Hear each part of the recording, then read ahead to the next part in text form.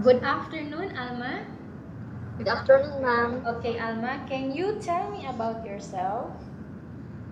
Hi, I'm Alma Boholst, 32 years old, single mother, and I have 4 children. Okay, I have a few questions for you to answer, so let's start. Why do you want to work as a maid? Because I want to help my family financial. Okay, then why you choose Malaysia when there is a lot of other country? Because I want to help my family. Then why you choose Malaysia when there is a lot of other country? Because I want to experience how to work in Malaysia. Okay, how are you qualified for this job?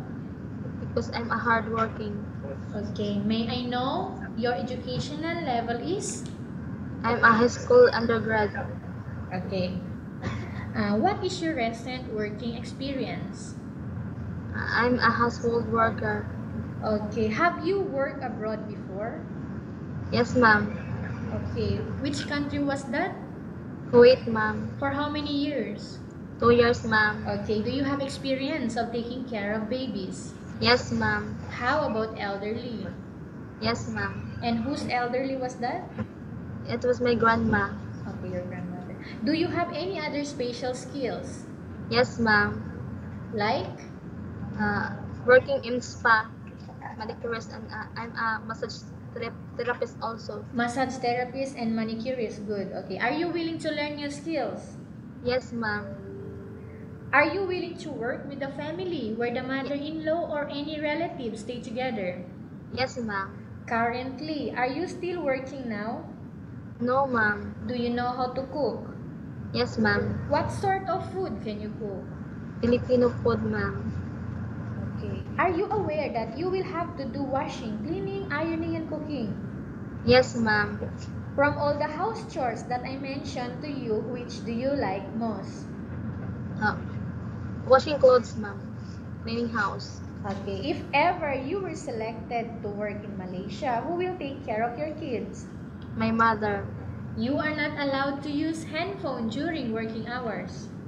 Yes, ma'am. You are only allowed to use handphone after you finish all the works and when going to bed. Yes, ma'am. You are strictly needed to surrender the handphone to your employer in the morning and your employer will return back to you once you're going to bed. Yes, ma'am. If ever your employer finds out that you're abusing of using your handphone and it's affected your work performance, your employer will confiscate your handphone and you are not allowed to hold it anymore. Yes, ma'am. Instead, your employer will allow you to call to your family 3 times in a month. You only allowed to bring normal phone and you are not allowed to bring smartphone. Are you agreed for the terms and conditions? Yes, of course, ma'am. Okay. Are you agreed to the rules and regulation for the handphone? Yes, of course, ma'am. How many years is the contract as you agreed and understands? 2 years, ma'am. Okay. Can you describe for me your ethics, your attitude? I'm a hardworking ma'am. Okay. How can you assure to us that you will work hard in Malaysia, Alma? I will finish my 2 years contract. Okay. Can you promise not to use the telephone without the permission of your employer? Of course, yes, ma'am. Can you promise not to put on makeup but to dress properly while work? Yes, ma'am. Can you promise not to invite friends and relatives without the consent of your employer? Yes, ma'am. Can you promise not to ask for advance salary from your employer under any circumstances? Yes, ma'am.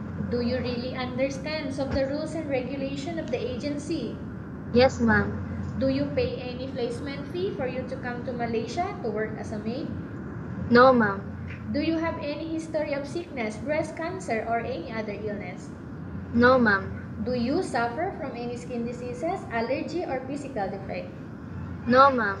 Have you suffered from any serious illness? No, ma'am. Do you smoke? No, ma'am. Have you undergone any operation? No, ma'am. Are you medically fit or are you fit to work? Yes, ma'am. Are you in any medication right now? No, ma'am. Are you allergic with any food, Alma? No, ma'am. Are you preferred to work for the employer of any race? Yes, ma'am. Are you preferred to eat the type of food taken by your employer? Yes, ma'am. Are you afraid of being left alone in the house? No, ma'am. How about, are you afraid of dogs or other pets? No, ma'am.